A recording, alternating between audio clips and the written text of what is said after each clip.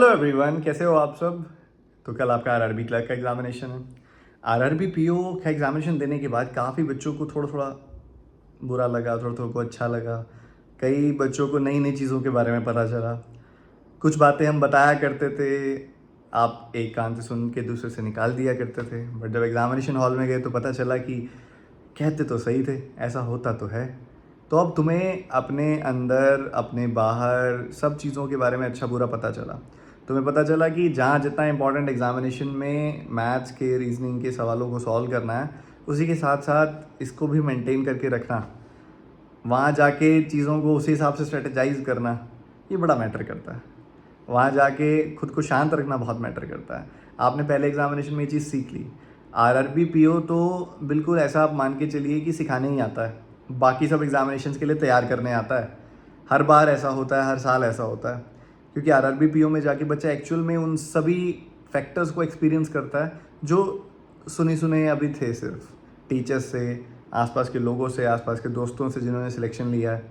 तो वहाँ जाके वो रियलिटी में एक्सपीरियंस करता है बच्चा कि आरआरबी पीओ में ये चीज़ फील हुई, इसको ऐसे ओवरकम करना है। और ओवरकम करने के लिए सबसे पहला एग्जामिनेशन होता है आरआरबी क्लर्क। आरआरबी क्लर्क की बात की जाए, जो आपका कल एग्जामिनेशन है, तो उसके अंदर सबसे इंपॉर्टेंट और सबसे बढ़िया चीज़ आपके लिए क्या है, उस एग्जामिनेशन के लिए सबसे ज़्यादा प्रॉब्लमेटिक चीज़ क्या है? दोनों ही चीज़ें एक ही हैं कि उस एग्जामिनेशन का लेवल बहुत ज़्यादा कम होता है। अभी जो एग्जामिनेशन है ना, इसका लेवल कम है, इजी क्वेश्चंस होंगे। अच्छी बात है, आप ज़्यादा से ज़्यादा अटेम्प्ट कर सकते हो। बुरी बात है कि आपको वहाँ पे लगातार लगे रहना है। 20 मिनट का स्लॉट और 25 मिनट का जो स्लॉट होगा, रुकना नहीं है उसके अंदर।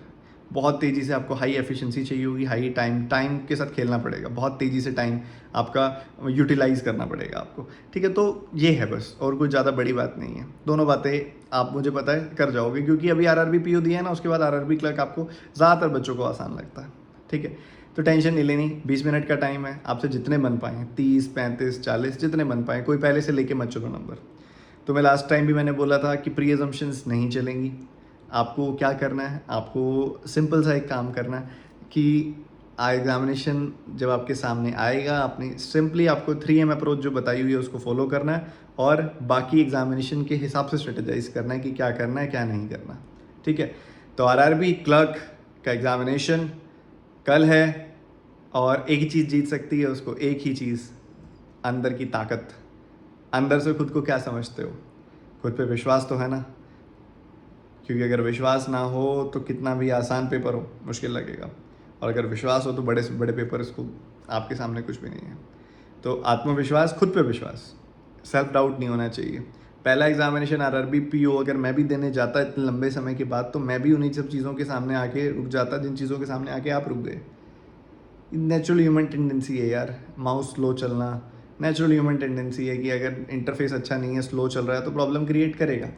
नेचुरली आपके एग्जामिनेशन हॉल में अगर बहुत ज़्यादा क्योस है तो प्रॉब्लम करेगा, बट हमें इन सब चीज़ों से ऊपर उठना है, क्योंकि वो चीज़ सबके लिए है, आपके लिए अलग नहीं है।